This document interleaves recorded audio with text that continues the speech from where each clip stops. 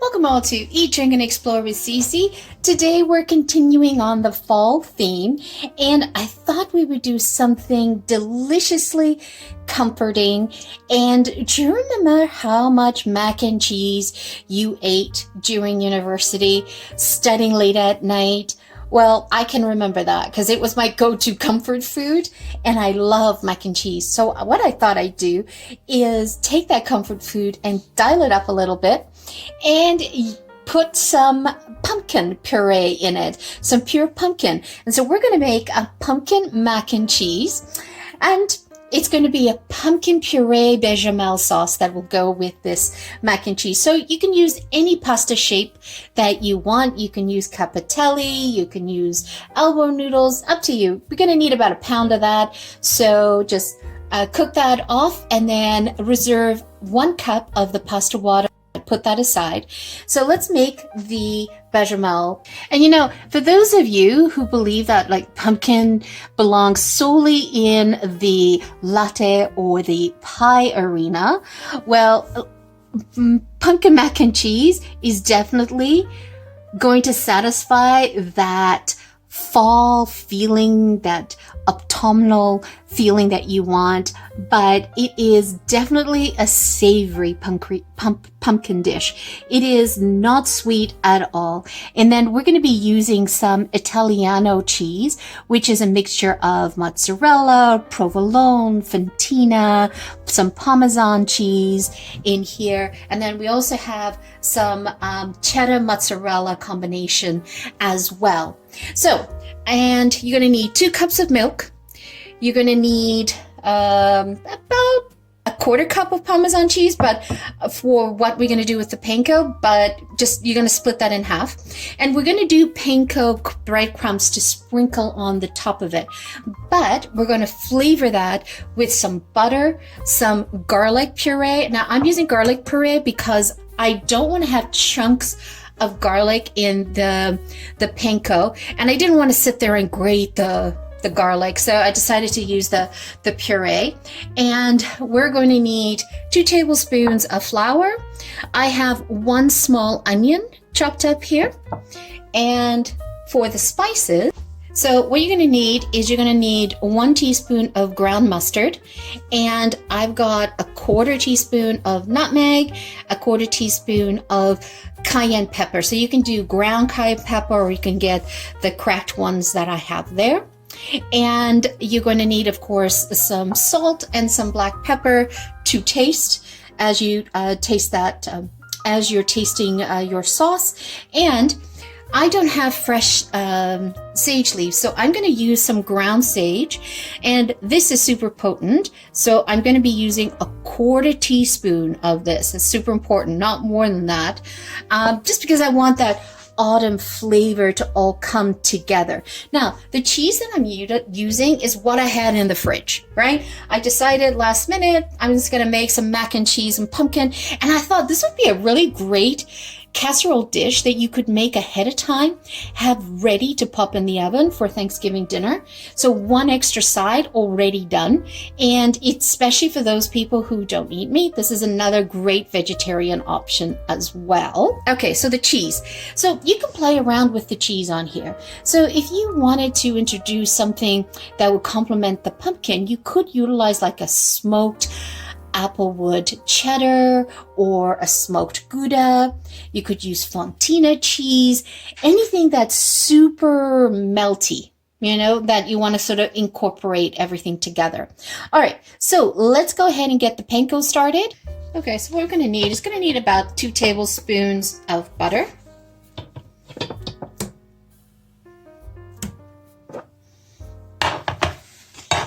And I don't think I told you the measurement of the panko. I'm going to need a 1/2 cup of the panko crumbs.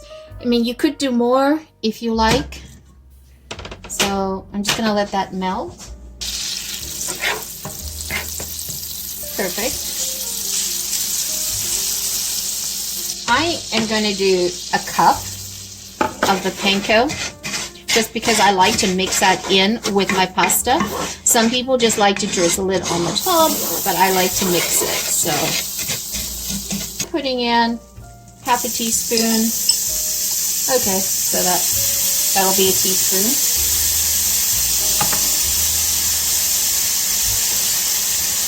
And now you can see why I use the puree. And turn this down because you want to toast the breadcrumbs. You don't necessarily want to burn it. Sorry, that's a 1/4 teaspoon of sage, not thyme. And a pinch of black pepper and salt.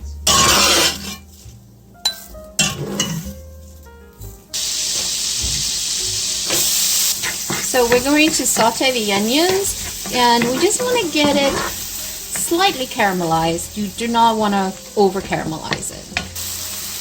1 teaspoon. I'm going to turn this down a little bit. Now remember, you don't want to burn the garlic.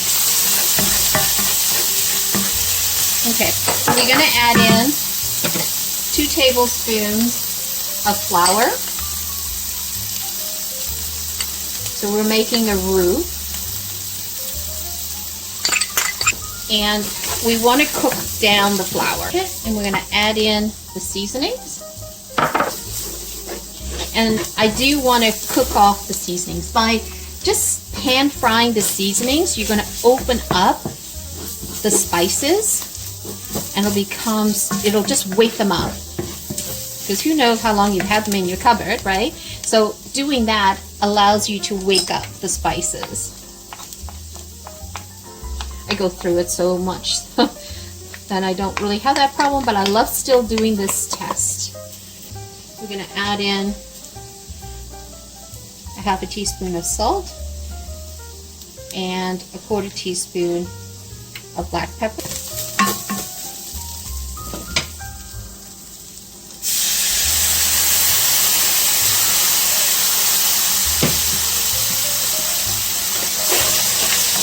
And I put a little bit of milk at the beginning, just so that I can start thickening things up. And I'm turning this down to medium. See, it's starting to thicken up. That's what we're looking for. And I had my milk sitting on the counter to get to room temperature. I do not like to add cold milk into this.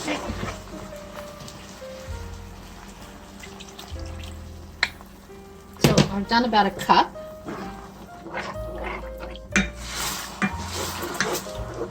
Scraping the bottom. All of this is flavor.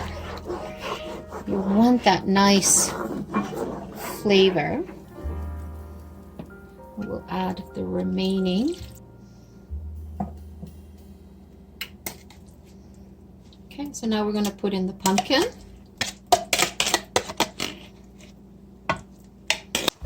Great. And so now, what a great way to use your extra canned pumpkin that you didn't use in baking. I'm going to make it a little lower.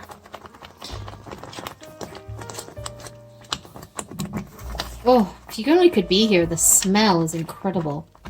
And I added the sage onto the panko because people can try the panko. If they don't like it, it's too sagey or whatever, they don't have to put it on. But I love it. And I just cook this down. Just cook this for about 3 to 4 minutes.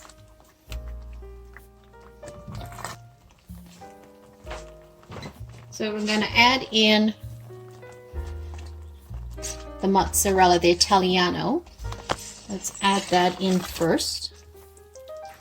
So the sauce, you see it's starting to melt it. Look at that. And now we're going to add in the cheddar mozzarella cheese. Lots of water to thin it down. So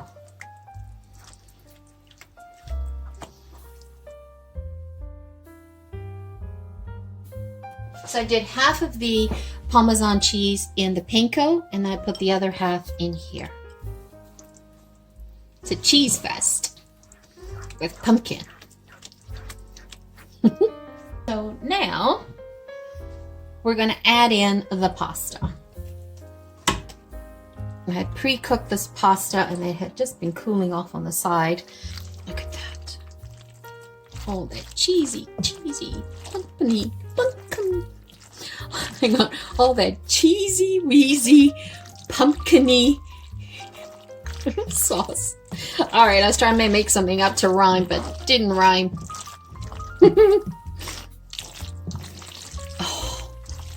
Oh, can't wait.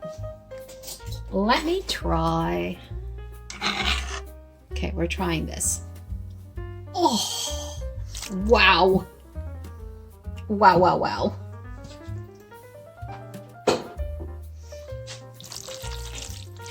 And thin that out. And it's not overly like pumpkin-y. It's just right. It has a hint of it. It's different. And as this sits in the casserole dish and, you know, it gathers all the flavors together, it gets even better, you know, a few hours later. Look at that.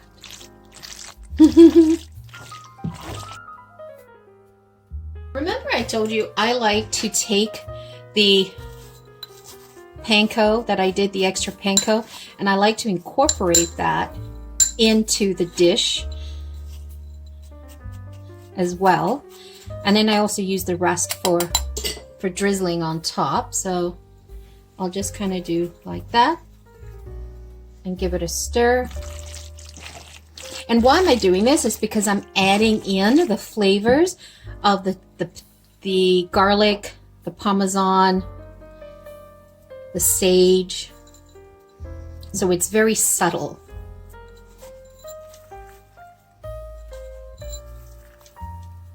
Let's move over and get this plated. So one of the things I would recommend is make sure when you make your pasta, you want to salt the pasta water generously. If you do that, then you don't have to worry about too much of the salt component to the dish. But the pumpkin puree that we put in from the can has no seasonings at all. So you want to make sure that you salt your dish according to your taste in here. And what I did is I finished this off with a little bit of breadcrumbs and then I grated some Parmesan cheese on that. So let's give this a whirl.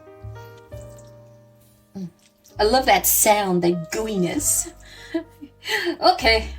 All right, I got my plate. Now I can just go back to studying. Oh, I'm having flashbacks. Look at that. Doesn't that look stupendous? Wow. Yeah, I definitely am having flashbacks. So, a little bit more. See why I did a cup instead of a half a cup?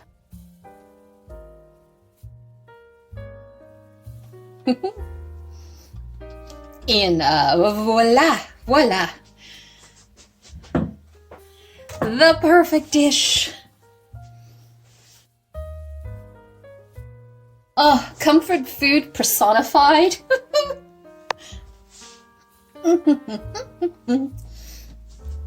Perfect. Super, super happy. The one thing I would do different, because I pre-cooked the pasta and I had it sitting on the side while I was filming this for you guys, the pasta maybe is just a little bit overcooked. I would cook it maybe more al dente next time, because I did exactly 10 minutes and then it sat, so it got a little bit soft, but that's okay. It's still yummy. It's still good. So there you guys have it. It is a beautiful pumpkin mac and cheese. It brings all those autumnal flavors in, and it is so warming. Like the back of my throat when I eat it, I get this warmth down it because there's the nutmeg, there is the sage in there, and then there is that quarter teaspoon of cracked cayenne pepper that just adds that little heat, but it's not spicy at all. It's just so warm and inviting. So there you guys have it. Hope you guys enjoy it. Happy Thanksgiving. Hope you make this as a side dish for your Thanksgiving family get together, or if it's not family, you're getting together with your tribe. You guys enjoy it. Hope you make it. Put some comments down below. Let me know how it came out for you. Once again, thank you so much for joining me.